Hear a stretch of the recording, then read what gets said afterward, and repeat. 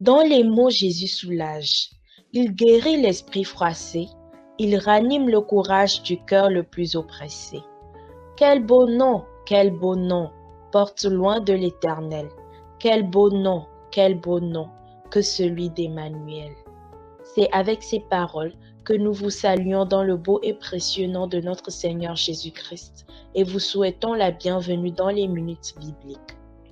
Nous sommes le lundi 29 novembre 2021 et les textes qui nous sont proposés sont tirés de Colossiens chapitre 1, les versets 12 à 23 et le psaume 116 accompagné du cantique « Redites-moi l'histoire, gloire à Dieu » 408.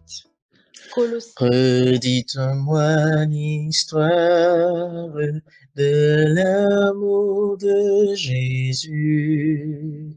Parlez-moi de la gloire qu'il promet aux élus.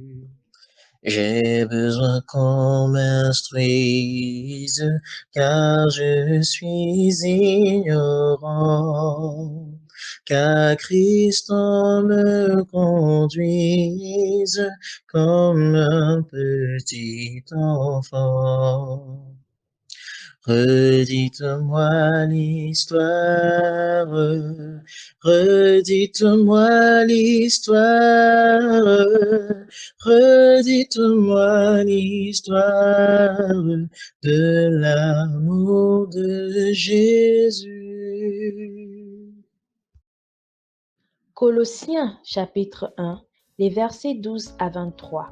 Là, il est écrit « Rendez grâce au Père qui vous a rendu capable d'avoir part à l'héritage des saints dans la lumière, qui nous a délivrés de la puissance des ténèbres et nous a transportés dans le royaume du Fils de son amour, en qui nous avons la rédemption, la rémission des péchés.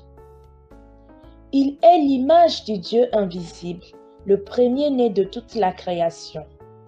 Car en lui ont été créées toutes les choses qui sont dans les cieux et sur la terre, les visibles et les invisibles, trône, dignité, domination, autorité.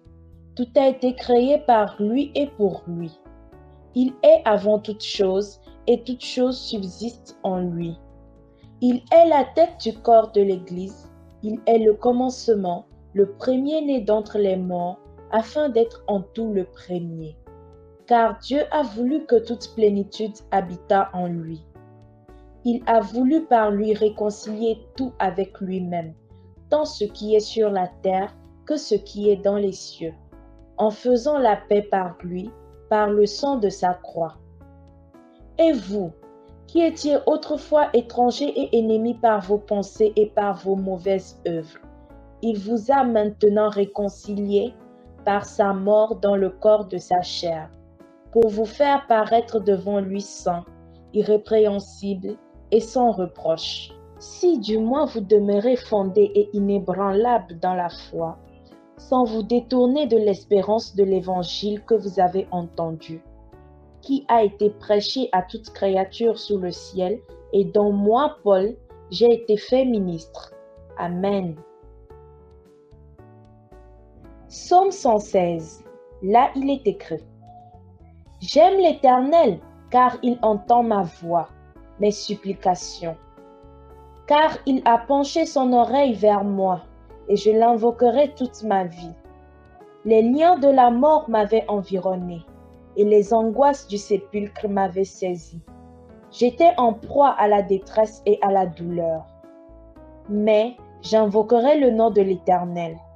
Ô Éternel, sauve mon âme. L'Éternel est miséricordieux et juste. Notre Dieu est plein de compassion. L'Éternel garde les simples. J'étais malheureux et il m'a sauvé. Mon âme, retourne à ton repos, car l'Éternel t'a fait du bien. Oui, tu as délivré mon âme de la mort, mes yeux des larmes, mes pieds de la chute. Je marcherai devant l'Éternel sur la terre des vivants. J'avais confiance lorsque je disais, je suis bien malheureux. Je disais dans mon angoisse, tout homme est trompeur. Comment rendrai-je à l'Éternel tous ses bienfaits envers moi? J'élèverai la coupe des délivrances et j'invoquerai le nom de l'Éternel. J'accomplirai mes vœux envers l'Éternel en présence de tout son peuple.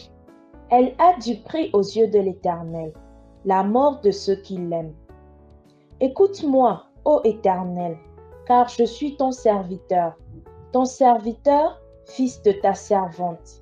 Tu as détaché mes liens. Je t'offrirai un sacrifice d'action de grâce et j'invoquerai le nom de l'Éternel. J'accomplirai mes vœux envers l'Éternel en présence de tout son peuple, dans les parvis de la maison de l'Éternel, au milieu de toi, Jérusalem. Louez l'Éternel. Amen. Nous sommes arrivés à la fin de nos lectures. Nous vous remercions et que la paix de l'Éternel demeure avec vous.